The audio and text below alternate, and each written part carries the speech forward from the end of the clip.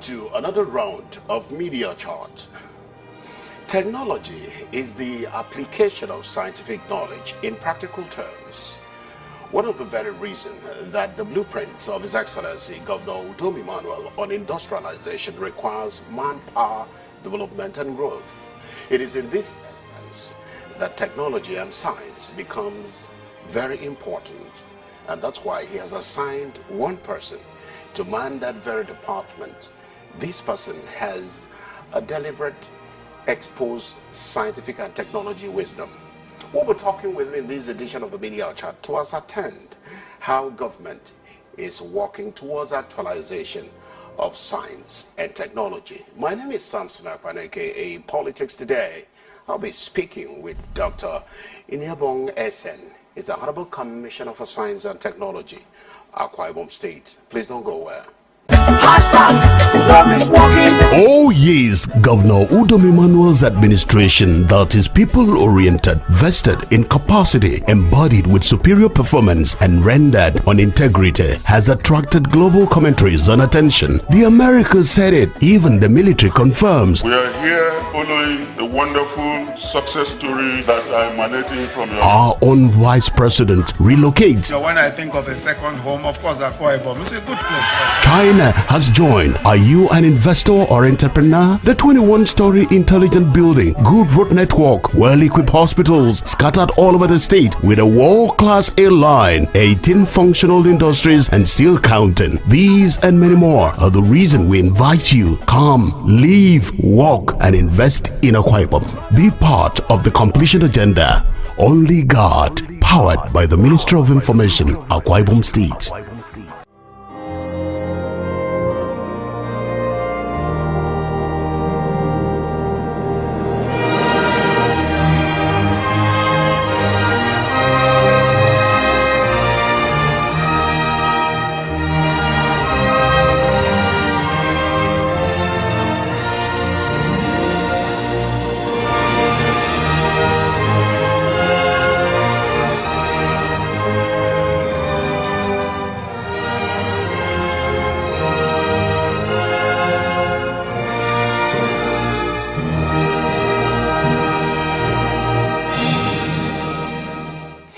Welcome back.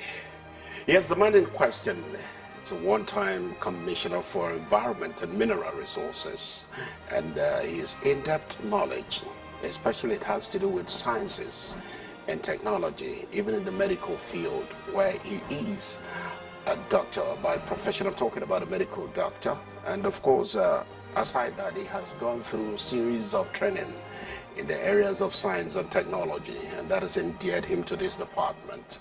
So today we'll be looking at how science and technology can really encapsulate the vision of His Excellency towards realization of a Akwa Ibom dream of industrialization. Well, Honorable Commissioner, it's good to have you this very period of our Media Chat. You always look calm, you look scientific, and you look technological. How has it been? Thank you, Sam. Well, so far so good. Okay. We're just coming out of the lockdown period, Yes. and we've come out with a lot of realization of potentials embedded in us, which I'm sure the lockdown has thrown this up. And I'm sure across all endeavors of life, things can be the same again. People see you to be a very humble person, and sometimes your name doesn't really come into politics, but you occupy a political appointment. Let's look into memory lane. Who is Dr. Iniobong Essien? Well, Dr. Iniobong Essien is a professional in politics, coming out to serve, and to serve sincerely. And I must give glory to God for the great opportunity that His Excellency has afforded me to serve the people of the state, to serve in his cabinet, and to do the best I can towards the realization of his great dreams for Akwa Ibom people. And I happen to be here at this time in the Ministry of Science and Technology. Like in your intro, you had mentioned I had been in the Ministry of Environment and Mineral Resources for 4 years, and made my marks there, and here I am again. I must thank His Excellency the Governor for the opportunity to be here. So, who is Dr. Essien, Iniobong Essien? Primarily a medical practitioner, an anesthetist, and by July this year I'll be 35 years in the field. And as an anesthetist, I'd practiced for 15 years. Had worked for 22 years in Nigerian Security Printing and Minting Company in Lagos, and also offices in Abuja. And of course, there I worked primarily as a medical practitioner. And I'd worked in several hospitals in Lagos, private hospitals. Of course, wouldn't want to go into all those details. And beyond that, I've also been trained. I have a master's in public administration from University of Lagos, and that broadens my horizon. Yes. Both in medical practice and also in public service. Okay. Will it be correct to describe you as a medical doctor turned politician? Well, it would be good to describe me as a professional in politics, adding value to the society. To the society, yes. Beautiful. Yes. Let's get to start this way. Science and technology. We know very well, when we were in our school days, they said science and religion are in conflict and so on and so forth, But it has come to a stable and a steady realization that without science and technology, you definitely be difficult for human existence, as it is. What aspects of science and technology is Akwa Ibom State focusing right now? Well, presently we're focusing on the ICT as a tool for industrialization. This has become most obvious during the COVID period, and is going to be more obvious during the post-COVID era. And this is also where we see the ingenuity of our governor in governance. There's an American philosopher who says that vision is the ability to see the invisible. Some of the policies that His Excellency the Governor is implementing presently, some people will begin to wonder, how did he know that a day like this would come? Yeah. You remember last year when he was presenting his budget, he specifically mentioned that ICT would be the tool for driving industrialization in Akwa Ibom State. I'm sure as at that time, most people did not understand where he was heading to. As at that time, of course, ICT had always been a major tool for industrialization.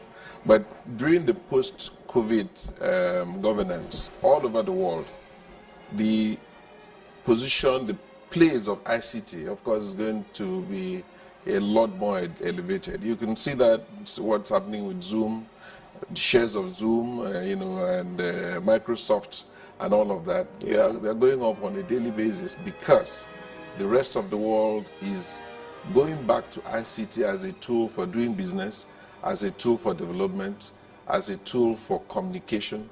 And so it's not different here in Akwa Ibom State. You notice on the day when he did his launching of the committee on the post-COVID committee for economic recovery, of course ICT came into play. We had telepresence because quite a number of the prominent members of the committee couldn't come to Akwa Ibom physically. They were locked down. They were locked down. So, but that did not stop them from working from home. And so that takes us to that state where we have to understand what the future of work is like. What's the environment of work going to be like? It's no longer going to be people conglomerating in how and ministries and all of that. That you're at home does not stop you from doing what you're supposed to do. Yeah. And how can you do that? It is ICT. And for us here in the Ministry of Science and Technology, we're doing our bit to ensure that that component of His Excellency's implementation, that completion agenda, that we take it to that level where we can interconnect the rest of the ministries and make, working from wherever, not necessarily from home, from Abuja, from Lagos, make working, a lot seamless. So ours is to coordinate the activities of ICT application in virtually all the ministries. Wow. Let's peep a little bit into what His Excellency said last year before the COVID-19. It's a vowed determination to promote ICT. It's a vowed determination in the Department of Science and Technology. He decided to reactivate the vision and dream of Obong Victor Tar in revamping the Science and Technology Park, which I listened to the Chinese consulate properly when he said there's going to be an establishment of University of Technology, Science and Technology. There's also going to be a deliberate implementation of true science in Akwa Ibom State. That's correct. Did you believe them? Sure, I believe them. I believe them. I also believed His Excellency because his mere presence at that function, the presence of the Chinese ambassador, and the number of Chinese companies, that took part in that event, the presence of former Governor Obong Kanga, His Excellency, former Governor. We had quite a number of senators who were also, and very great stakeholders in the project of Akwa Ibom State. They were all there. That underscored the importance of that particular project. And I'm sure you spoke to a number of them, yes. They were quite excited. Obong, for instance, was very excited about the reintroduction or the recommissioning of, or the flag of that, the reconstruction of that, of the science park. Maybe I will go a little bit into details of some of the components of that science park. Like you have mentioned the University of Technology and a number of other things, but primarily it's going to be in the three main phases.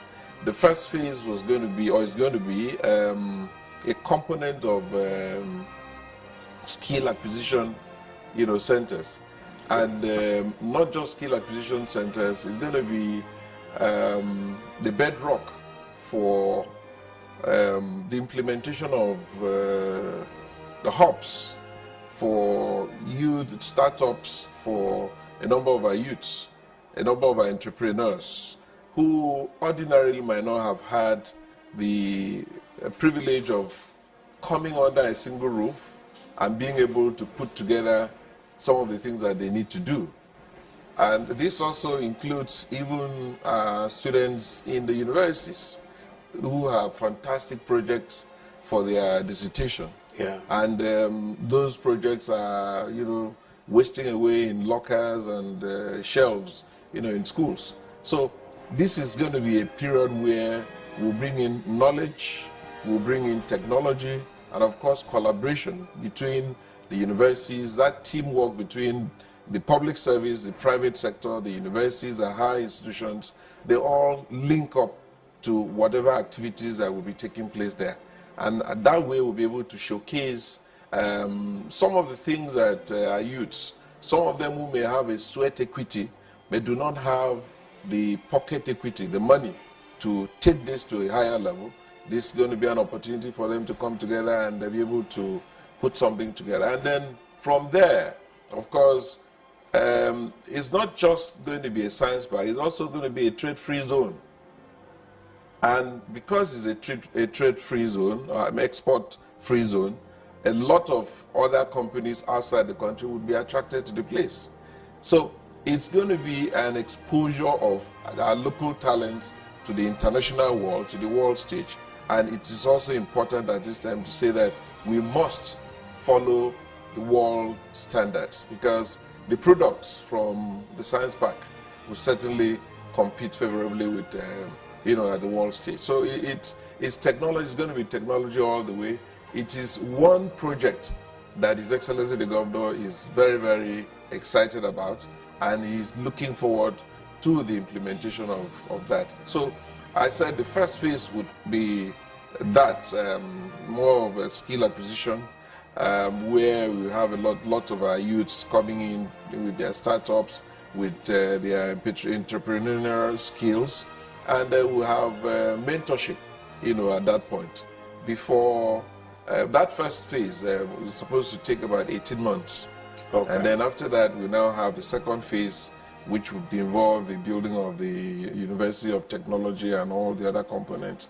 And of course, there's also a phase that has to do with energy supply for that complex itself. Yes, sir. Yeah, so it's one project that we look forward to, and it's one area that COVID-19 has not done well. Yeah, because I was about asking you how come it has not, the construction started.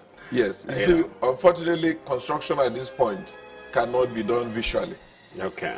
Because we've had a number of meetings. We had a number of meetings before COVID-19 came on board, and particularly the restriction of movement, where the core investors, Ibom Blue Sea, Blue Sea Holdings, yes, China Blue Sea Holdings, they are not able to come into the country. I've been in touch with the chairman Cheng Zuwem. I've been in touch with him. He is eager to come in. They've been holding a few meetings there, and we're actually in touch. And we're looking forward to when the restriction of international movement would be lifted, and then they'll be able to come down, and the project would move on seamlessly. Already, we've had some agreement, some MOU that we're still tinkling with. The Ministry of Attorney General's office has gone through that, has vetted that. FDI has also done its own bit. We have done our own bit from the ministry's end. As I talk to you, as we're talking now, the House of Assembly is also looking into the same document. Okay. So we'll all come up with a final piece that would meet the needs and yearnings of our investors. Okay, so let's get to, before we go on a short break, I want to leave you thinking, is there any synergy between the Ibom Science and Technology Park to the e-library? We'll be talking about this after the break. Please don't go away. Doctor is on my hot seat. We'll be right back.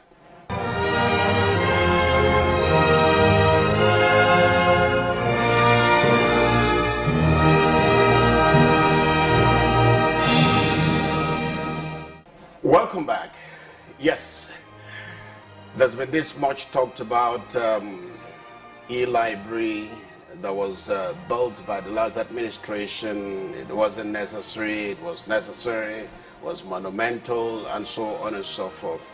Now that the present administration is going to reactivate what Obama has started in a more sophisticated manner, would there be some sort of relationship between the e-library and the Ibom Science and Technology Park? Certainly there will be. Okay. There will be. The e-library as it is now just needs a few upgrading of the infrastructure in place. Let me just take you a little bit, maybe a little bit out of what we're discussing. Okay. I think it's still relevant. Okay. Recently, we've had contact with the National Identity Card Management Scheme, and we've been selected as one of the states that would capture data for registration of Nigerians. And they have done that because of the concentration of the facility, the infrastructure that we have in the e-library. So that tells you that the e-library as it is very, very useful in the current context, the current ICT world that we're looking at. So it's going to complement, what the science park is. Presently, we have a number of youths that are at the e-library. You know, they have their hubs there and they come together under one roof and then take some solutions and then try to develop some apps. You know, so we have software developers within the e-library presently. And so all we need to do is to upgrade the facility there. As a matter of fact, some of the servers that we have there are underutilized. So we need to upgrade the infrastructure in the place. For me, I'm seriously thinking that even if we have to privatize the place, you know, outsource the management of the e-library to experts who know how to run the place, who know the value that is has the technical know-how. Yes, they have the technical know-how and then the value inherently embedded in that e-library. That way we'll be able to take the best advantage of the facilities there. So it's going to complement, you know, the science park. And I can tell you that you remember I talked about collaboration. Yes. It's that collaboration that we need across the state, from the University, Akwa Ibom State University of Technology, to University of Uyo, to the e-library, to the Ministry of Science and Technology, and of course, the main hub, which will be the science park itself. I'm sure it's going to attract quite a number of foreign direct investors, a number of companies, ICT companies across the world. It's going to be a seat, it's going to be an industry that would manufacture solutions, you know, to the rest of the world. Wow. That will also expose creative prowess. Oh yes, and again, in line with the current committee on assessment or repositioning of education, the education sector. Yeah. It is one area that we need to also look at, and look at very critically, because what we're getting presently are youths with certificates that are unskilled, that most of them are really not ready for, you know, the market, the international what happened market. to the youths that were trained on Oracle the first term of His Excellency? Oh yes, we have quite a number of them. Now, 2017, 20 youths were trained in Oracle. Some got into Hotel NG, and a number of them are presently working from Akwa Ibom State for companies outside Nigeria. Yes, and some of them have traveled out. We have, I can mention him, Hanson Johnson. He's one of our products, and he's doing very well. He's doing very well. Were they trained for exports? I think they're supposed to. Well, they were trained for the market. Okay. But they have decided to export their skills. Some of them are still here, you know, exporting their skills and getting paid from Nigeria, from Akwa Ibom here. Some have gone to Lagos, working for some companies. But what would be more satisfying to His Excellency would be to train them first and foremost to meet the local needs, the market that we have. Of course, to apply them, His Excellency is putting a lot of premium on agriculture, okay, as I talk to you. So how can we improve the yield in agriculture? ICT comes in. His Excellency has done a lot in the medical sector. He renovated a number of hospitals. How do we link these hospitals and have telepresence, telemedicine, you know, where you cannot get the best of specialists in all the hospitals at all the time, but with telepresence you can have access to any specialist in the world that you want to. So that's where ICT comes into play. Now you see that the ICT that we're talking of, you know, cut across the entire, I mean, all the sectors, all the spheres of life, all the spheres of endeavor, all the ministries, you know, within the state. And so we're working first and foremost to satisfy our local needs, but we're not limiting our youths, we're not limiting the graduates, you know, of these training to our local consumption. They, of course, they are at liberty to make contacts and be able to compete favorably, you know, in the world stage. So I was talking about the restructuring of education. Yes. The curriculum has to be such that it's skill-based, not just acquiring certificate. Getting the certificate is good enough. I don't quarrel with that, but we must go a step further to make them employers of labor, we must make them to reflect present reality. Exactly, to reflect the present reality. And the post-COVID economy looks at ICT as a major tool for industrialization. And then again, of course, we are in the fourth industrial revolution, and the only language that is known in the fourth industrial revolution is ICT. If you can't speak that language, I'm sorry, you can't cope. You can't cope. You fall behind. You're right. Yes. Okay. You've mentioned about, you talked about University of Technology. What is your department doing in terms of research work? Even though a lot of people has complained that that wasn't the original intention of that university as a normal university. It's supposed to be a university of science and technology. It's supposed to be a university where you can go, you know, expand your skills, bring in your creativity in science and technology, but that it has been shortchanged. What are you going to do? The one for the science park, or no, the one at the Akwa Ibom State University? Yes. You see, it's unfortunate that people are not taking enough interest in research. Without research, you can't find a solution to COVID-19. Without research, you can't find solutions to poor yield in agriculture. Without research, you can't find solutions to new technologies that are needed, you know, in medical practice. So research is important. And it's unfortunate that, as I talk to you, we have research grants in the university that are not being taken advantage of. I happen to be a member of the governing council, and the Vice Chancellor has highlighted a number of research grants that are available at beck and call of lecturers. But unfortunately, not enough people have shown interest to take up this research. So it's the university has not deviated. But it is important that people see the vision that government has in putting the university in place, and also take full advantage of the enabling environment that this present government has offered, and do the best, not just for the present, but for the future. Without research, the future is going to be very bleak. And this research, of course, looks into what are we doing presently, how can we do it better, and how do we adapt, you know, to future trends. I mean, who thought that as of today, that lots and lots of meetings, even Federal Executive Council meetings are being held via visual platforms. So things are being done differently, and we must look inwards and be forward-looking, and you know, do the right thing.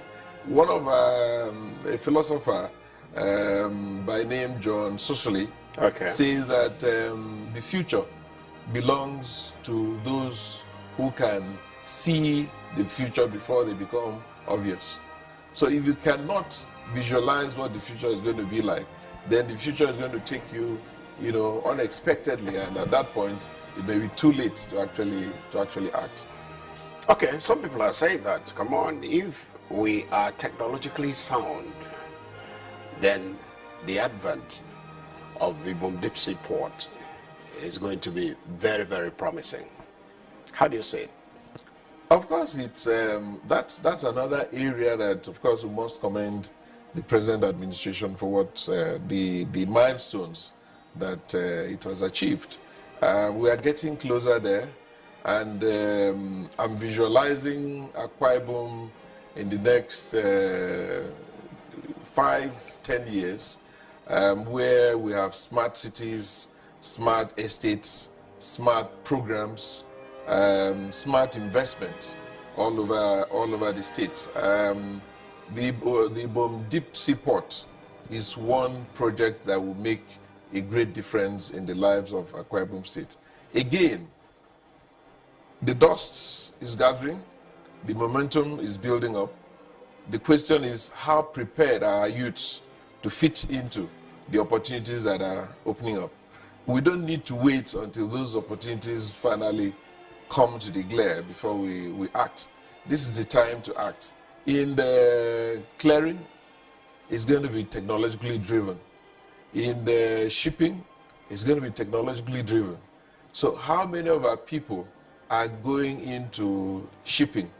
How many of our people are going to learning the trade of clearing, forwarding and clearing?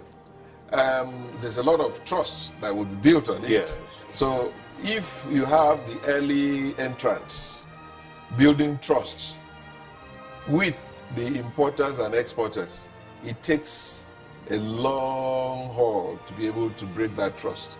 And therefore it's important that our youth should be in the forefront of partaking in that takeoff, because that takeoff would make a whole lot of difference.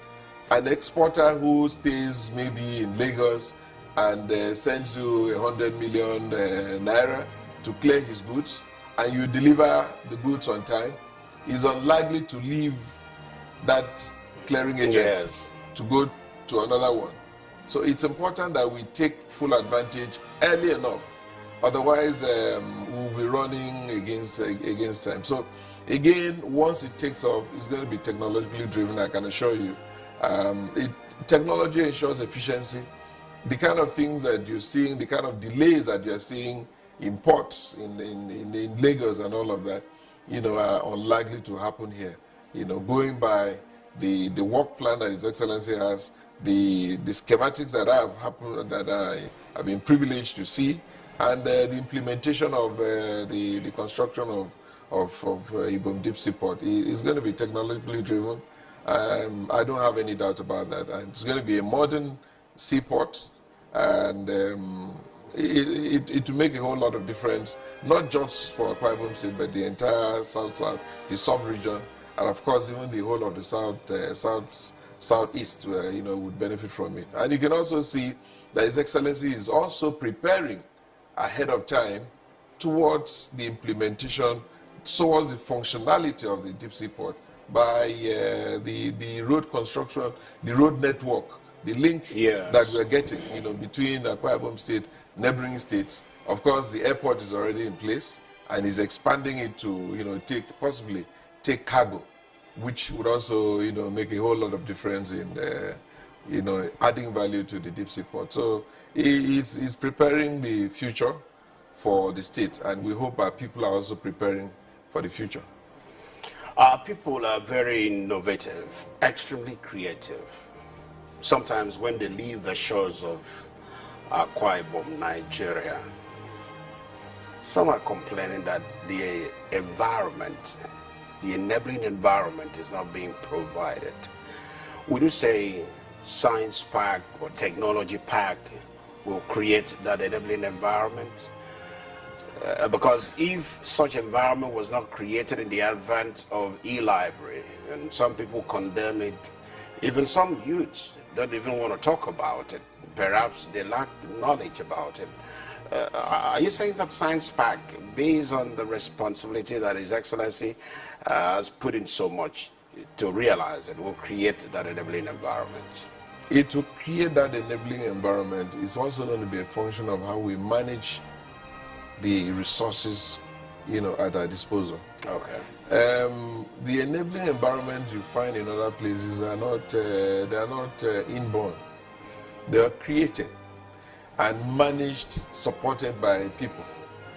As I talk to you, there are certain basic infrastructure that we need to have in place, and some of them are beyond the control of states. For instance, power management is under the exclusive list of federal government, and there is the discos that we have all over, are still under the control of federal government.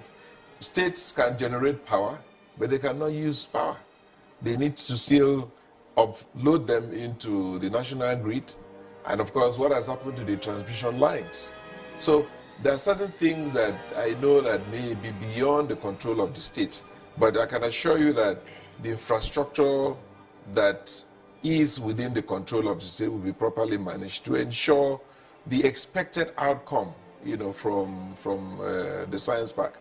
It's not going to be business as usual, I can assure you, once it comes on board. A lot of other ancillary facilities will also be upgraded in line with, the gains and the practices and the operations of the science park itself, and that would also include the e-library. You've also talked about some of our youth who might not be aware of the facilities inherently available there at the e-library. Let them come forward, take advantage of the facilities there. Don't sit back and criticize. Go there and do your criticism, so that if there are areas that you think gaps, of course, point them out to us. We'll do our best to see how to bridge those gaps.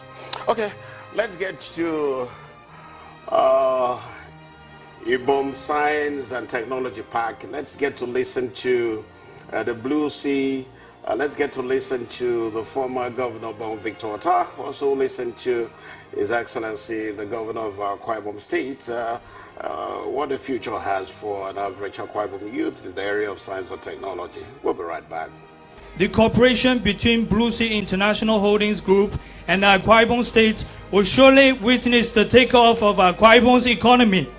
I'm happy that the Ibom Blue Sea International has not only adopted but expanded the idea to the point that we know that in future there are going to be added facilities such as the vocational training center, and all the university. They are talking about University of Technology, and in fact the 5-star hotel. That for me is the kind of international cooperation that one should look forward to. I require the Chinese companies that is going to take this project to finish and deliver the project in due time and in high quality. That is a requirement. That is not a request. We must ensure the quality. We must ensure the efficiency. If we must get to where that we are looking forward to, we can never look back on science and technological development.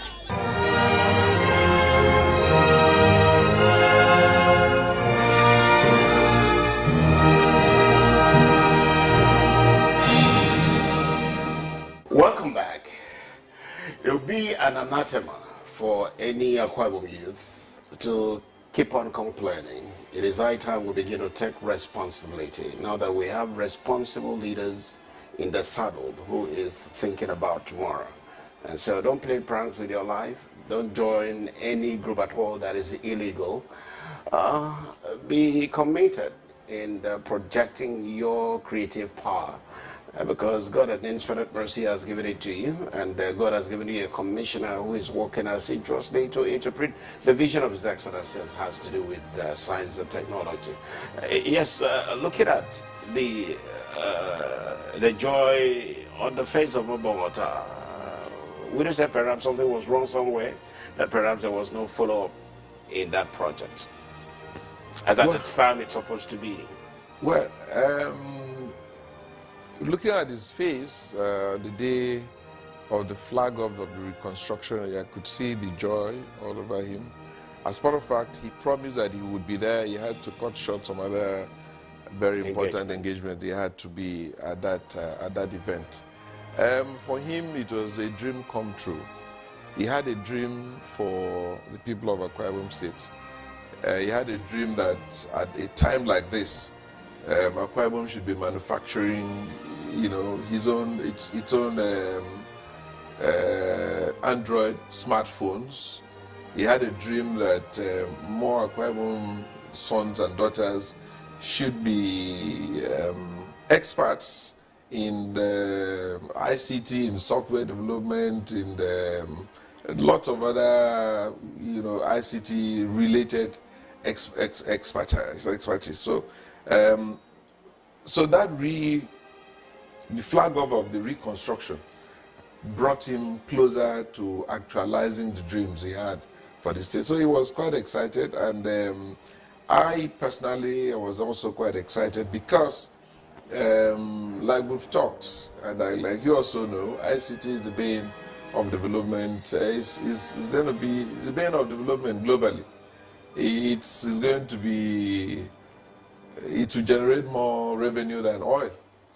And we're also looking at a period, not just post-COVID, but we're also looking at a post-oil, you know, feel a post-oil economy. Especially now that the price is dwindling. The prices of oil, I'm sure during that period you are aware, went negative. That meant that even those that had oil wells, tankers of oil and on the high sea had to pay. So it's a period that we must look inwards and look beyond oil. And one of the areas that we need to look into is ICT. Because with ICT, we have myriads of problems all over the world. Myriads of problems in various endeavors, in medicine, in the agriculture, in the weather management, in the environmental management. You need ICT to apply. And those problems are there. All we need is get our youths together under one roof or under a number of clusters and be able to get them thinking. We have a number of youths who are eager to do something. And I must also quickly mention this. I ran into some 4 or 5 youths yesterday, and you know what they're doing? They're trying to develop their own model of Zoom. I don't know what name it will be, but I'm sure in the next few months, you should be able to come up with an app with that application that we should be able to tell them to call it Kwam. Whatever name. Kwam will be a Akwa Ibom stuff, Whatever the names that they're going to come up with. You see, because presently Zoom, Microsoft, WebEx, Skype, they will be overloaded. And people would not wait for slots in Zoom or any of the other platforms to do their meetings. There are people who are eager to move on. There are people who want to work smart and work swiftly, deliver on the mandates that they have. So they must look for alternatives. So the market is not saturated.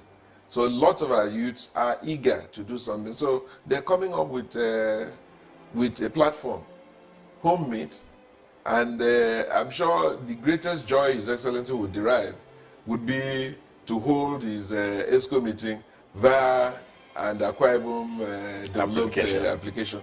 So that is ongoing, and that for me it calls for a lot of excitement.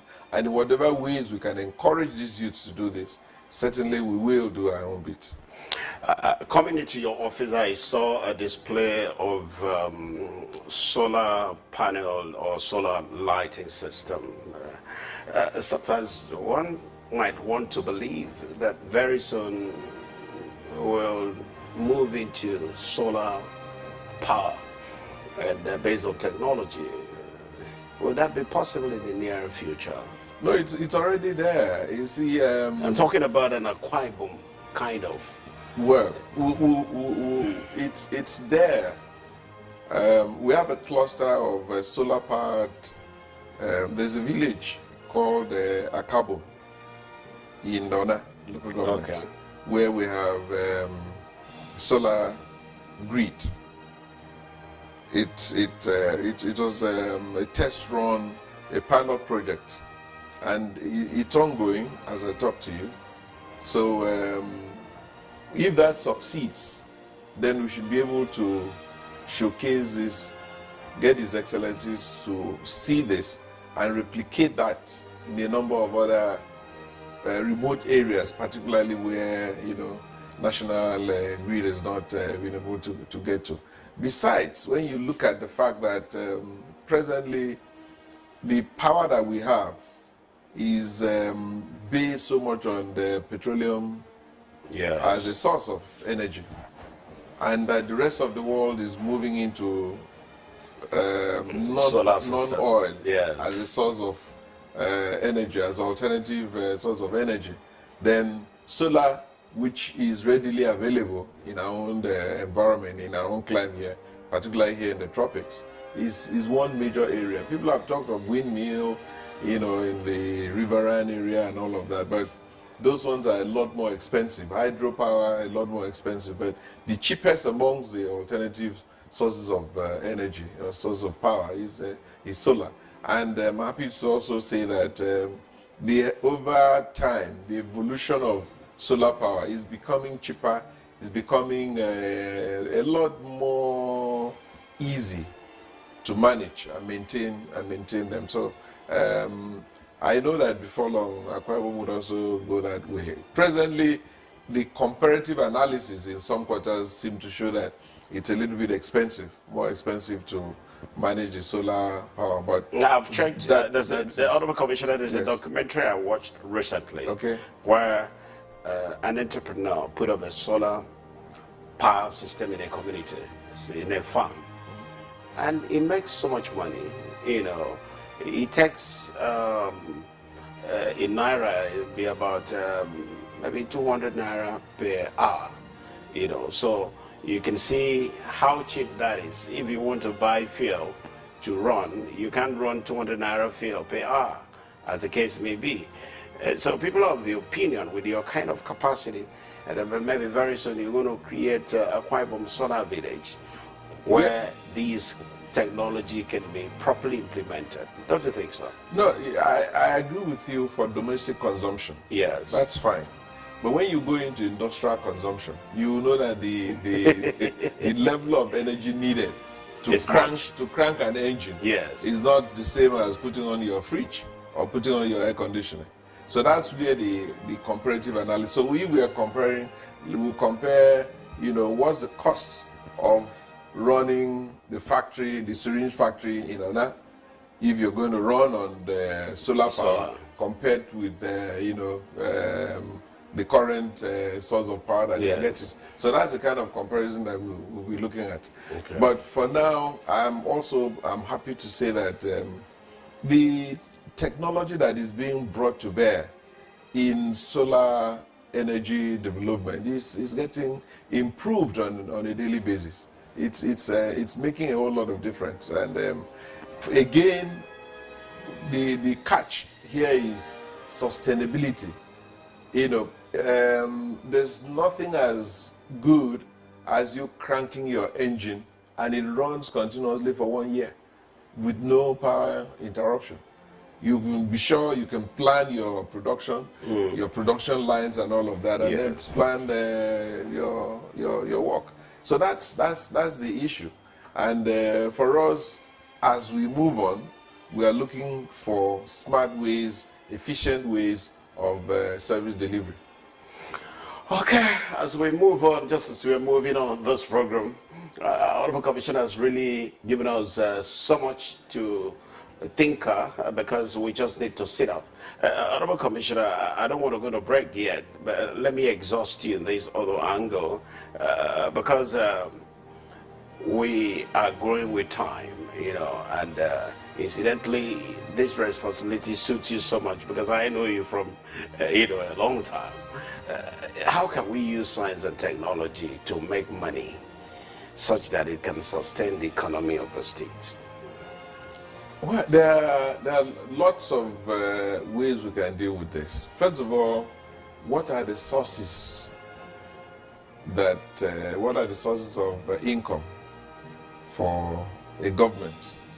You can look at taxes, number one. You can look at investments, number two. And taxes would now go from value-added taxes on the items that are purchased, and of course, then services. Now, what has been happening is that there have been lots and lots of leakages of the source of income of governments. If you look at taxes on services, how many people pay for the taxes on the services rendered? You understand? And outside civil servants who pay as they earn, how many other people pay taxes to government based on the businesses that they're doing? And if you look at the percentage of civil servants vis-a-vis the entire population of the state, then you find that it's a tiny percentage of the people that are paying taxes. So what happens to the other percentage that are working, they're looking for their source of livelihood on a daily basis, and some are establishing big businesses which government may not know. So how can government make money with technology? It is to have the right app that as services are being rendered, and payments are being made, whatever goes to government should go directly to the purse of For government. instance, do we make money from metering solution? Because I think that was when His Excellency was talking about technology. Yes. That was the first thing he brought into the state, and people were like, wow. Even up to a lot of people still don't believe that this is done in Akwa Ibom. So some say, come on, they just buy parts and assemble here in Akwa Ibom. Said, and some other person said, even if it is assembled, is it easy to assemble? How do you see it? Because it's like the patronage. I don't know if Power Holding is patronizing it. A lot of people don't have prepaid meters. They're supposed to make good use of it. Do we have to wait for an executive order or an enabling laws to compel these guys to patronize this technology? Well, you see, part of the problem is those who implement the law. It's not that the laws are not there. I'll give you an instance.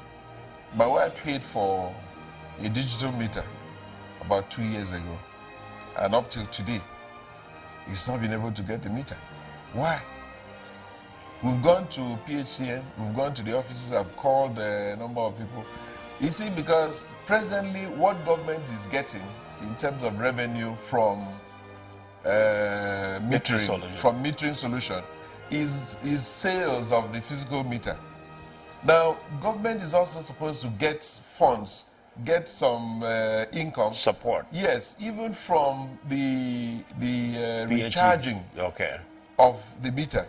As you pay, just like you recharge your phone, as you pay as you go, as you recharge your phone, some money is also supposed to come to government. But some people somewhere are sidetracking that process and not doing what they're supposed to do. So the issue, the problem is implementation. Enabling laws, some of the lots and lots of laws are there. Maybe we need to revise the modus operandi of implementing these laws. So it's not that the laws are not implemented, the laws are there. But people are not doing what they're supposed to do. You find some PHCN offices preferring to go for estimated bills. And that is certainly not in line with what government stands for. Pay as you go, get the digital meters. The company is there here in Akwa Ibom State producing the meters. We have a number of contractors who have distributors who have paid, and they are getting supplies of these meters, distributing them to PHCN. Unfortunately, the consumers cannot buy directly from the distributors. They can only get them from PHCN. So PHCN is now beginning to also be a bottleneck, in the distribution, prompt distribution of these meters. So the earlier these processes are unbundled in a manner that consumers have a choice, and then there's a competition, the better for all of us. That would ensure better services, it will ensure better revenue for government, and I'm sure it will also reduce pressure on the PHCN itself. Okay. All right. We're going to a short break. You listen to Honorable Commissioner, PHED, do the needful. It is unthinkable that it is the state government that is building substation. It is the state government that is providing transformers. It is the state government that is embarking on rural electrification. Your simple responsibility is to supply it and even make the money. Yet you are lacking. So let's step up the tempo. And I don't even know, I don't want to talk about the privatization stuff. I think there's a mix there. But when I come back from the break, we'll be doing our closing ceremony. We're asking the Honorable Commissioner his relationship with the governor of Akwa Ibom State, who has really brought in something quite different.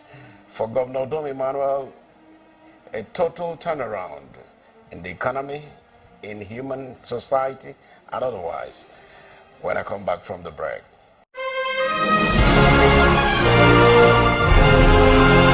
Portrait of achievements by Governor Udom Emmanuel in the area of industrialization. He started with toothpick manufacturing factory, pencil factory, PEACOCK pen factory that was abandoned for several years, and he revamped it within 100 days in office. Plywood and timber factory, block factory, metering solution factory, syringe factory, flour mill factory, fertilizer blending factory, coconut refinery, rice mill factory, plastic manufacturing factory, aviation industry, and the establishment of Ibom Air.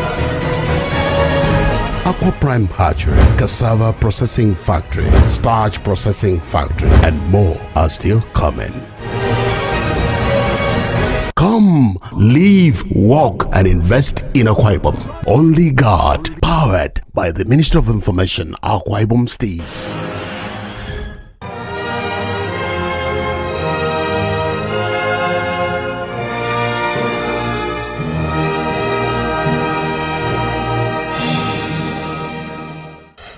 Welcome back. Yes, Honorable Commissioner, this one we are closing up. You've worked with His Excellency close to 5 years now. He has just marked 1 year in his second term. You're one of those disciples, perhaps, that did not betray Jesus Christ. And you are in the category of trust. When we say trust, I mean what I'm talking about, because working with Governor Udom Emmanuel, some people will say, it's not moi to work with him. What kind of a person is the governor?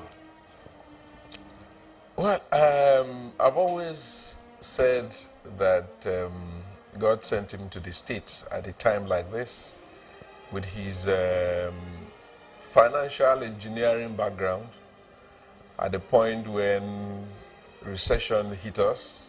Remember, in the first few years of his administration, there was recession, and he pulled us through that recession, that period. And then now we've gotten into this other phase where COVID is also causing a lot of problems, and again is here. So I have learned so much. If you work with him, even for 1 year, 2 years, and you don't learn one or two things in administration, in financial management, then you're likely to learn anything. So I have found him a great man, a great son of these states, who has sacrificed for the upliftment, for the development of Akwa Ibom State. I can only appeal to our people to be patient.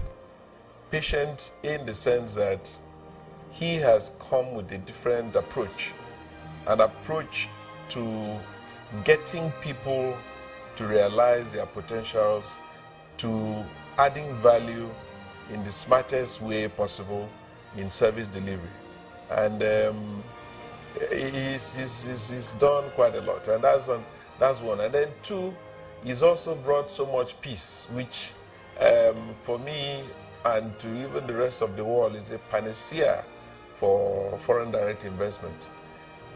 The development, direct investment into anywhere will only be taken in by peace. There's nowhere where conflict allows development. Go to Libya today, it's a shadow of itself, and a number of other areas around the world where there is so much conflict. So he's brought so much peace to this state that anybody who forgets him for anything else when he would have finished his tenure, I don't think would forget that he brought so much peace, and at a cost. We must thank him, because for people to sleep with their eyes closed, some may not know that he stays awake. He goes around nooks and crannies of this state at night to ensure that there is peace.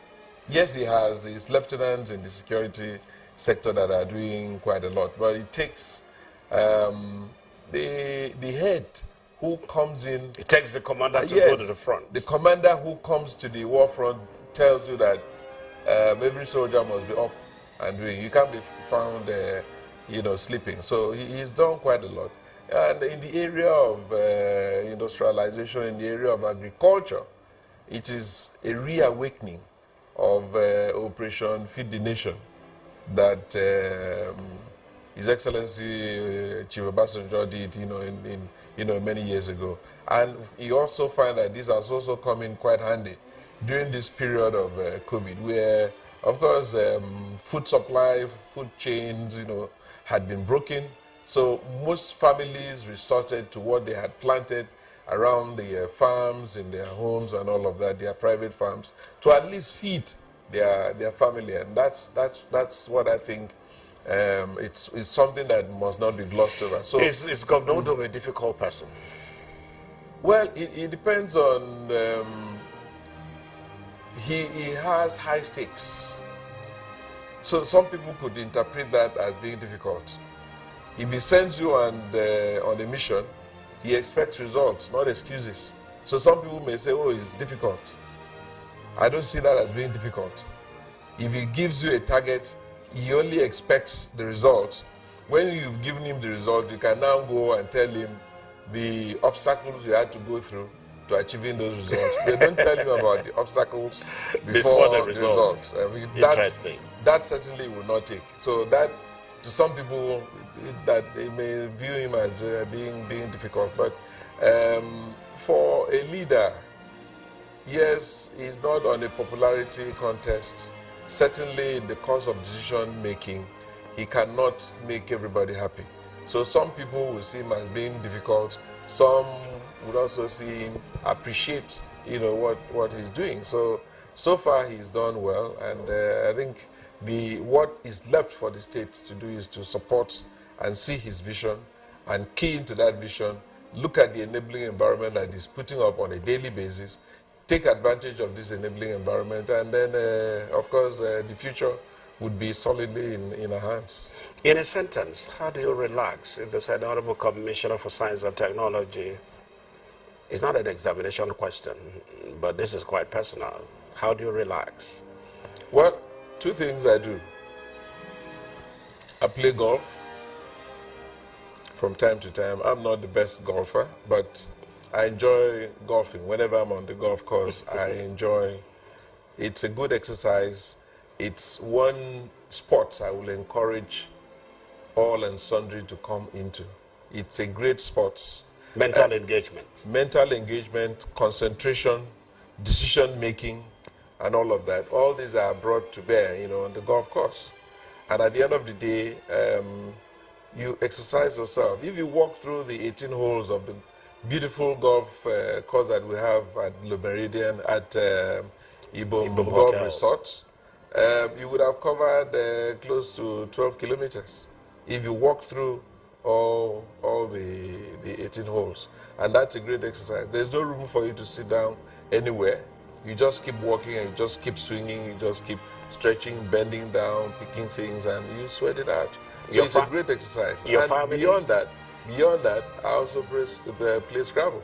I'm sure you don't know I'm the chairman of the Scrabble Association in the Akwa Ibom State. So I play Scrabble also. Interesting. I play chess also, and but these are all. So you know spellings of everything. Well, that's not of everything. If I say you should spell hippopotamus backward. Well, we can do that. We can do that. But and beyond that, of course, I love my family. I was coming to that. Yes, I have a beautiful wife. I have 4 children. They're all doing well. My first son is finishing his double program on the Checatronics. Wow. My second boy is also through it. He has a degree in the aviation technology, aviation management. He's working for his master's. He's working on his master's now. My first daughter is also graduated. He's doing a master's now in the international business management. And the last one is in the university, it's the 3rd year. And so far, you're still young. I'm still young, yeah. Thank God. I give God the glory. Look into this camera. Yes. And then wish your staff, your workers as a whole, yes, Akwa Ibom people, a year in office, and God has been very merciful to you and His Excellency. Yes. Wish your boss well. Well, His Excellency the Governor, God bless you for what you've done in Akwa Ibom State. I congratulate you for celebrating the first year of your second term in office. You've done 4 years already. Fantastic 4 years. 4 years of great achievement, great strides. 4 years of adding value to the project Akwa Ibom, to developing Akwa Ibom and taking it to the stage that the forebears of Akwa Ibom State are quite happy that, yes, Akwa Ibom actually came into existence and that you came into being the governor of Akwa Ibom at this time. The next 3 years are very crucial 3 years where we pray for your great landing, where we pray that as you leave office in 2023, you return to this state as a hero, where we will celebrate you for what you've done in the aviation, in the Ibom Air, the deep sea port, the science park, and the great people of the Ministry of Science and Technology are quite pleased with what you've done and the strides. And our prayer is that the hand that started the reconstruction of the science park would also complete that science park. And we pray that before 2023, at least the first phase of the science park would have been completed, and we will rejoice and clap for you and give glory to God for bringing you to this state to be the leader at this time. We will also remember your achievements pre-COVID and post-COVID. You've set up a committee that is starting the implementation, a committee that is already working where other states are still grappling with the problems of COVID. Thank you, His Excellency, for being a visionary leader. God bless you. God bless your family. May God bless Akwa Ibom State.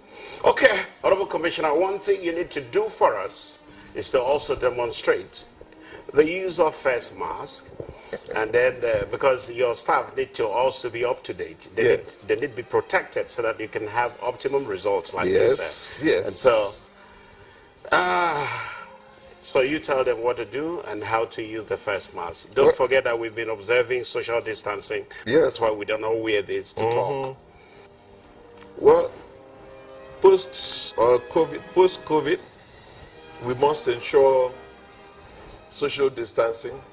We must wash our hands at least for 20 seconds with detergent, foamy detergent, running water, and air dry your hands.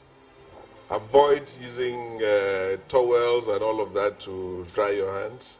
And most importantly, the law says in public places, you must wear your face mask. Not just to protect yourself, also protect others from you. While you protect others from yourself, protect yourself from others also. It is a law that is for a common interest. It's a law that ensures that this virus, this novel virus, is not spread. We limit the spread of the virus as much as possible. That way, the number of people that get sick, will be much reduced, and then we'll see how we can overcome this virus and get back to our normal activities. So that's what government wants us to do. It's not just for the good of government, it's also for the good of everybody, for all of us, for our families, and we're all here. We want to contribute our quota to the development of our state, and it's only the living that can do that. It's only those who are well that can do that. So please do your best to stay safe. God bless you. Okay, we did a great job.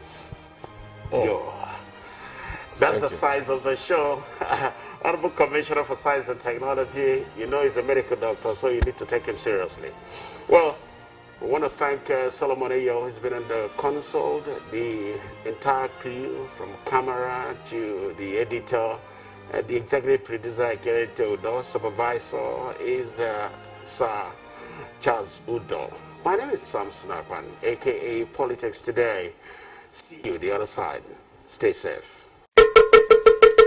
Here is a very important announcement. The Federal Ministry of Health has announced the presence of coronavirus, also known as COVID-19 in Nigeria. The coronavirus is highly contagious and has no cure. In order to protect yourself and others around you, please take note of the following precautionary measures against the virus. Wash your hands regularly with soap and running water, or use alcohol-based hand sanitizers. Maintain 5 feet distance between yourself and anyone coughing or sneezing. Maintain a good respiratory hygiene, meaning that when coughing coughing or sneezing, cover your mouth and nose with handkerchief or tissue or into your sleeve at bent elbow and then dispose of the used tissue immediately. Stay at home or seek medical attention if you feel unwell with symptoms like fever, cough, or difficulty in breathing. Avoid self-medication. Clean and disinfect surfaces like tables and railings you touch frequently. Avoid close contact with people who are sick and animals. If you notice any of the symptoms earlier mentioned, please report to any nearest health facility or call 0703-5211-919 or 0811-9696-110 or 0904-5575-515. This message is brought to you by the Minister of Information, Akwa Ibom State.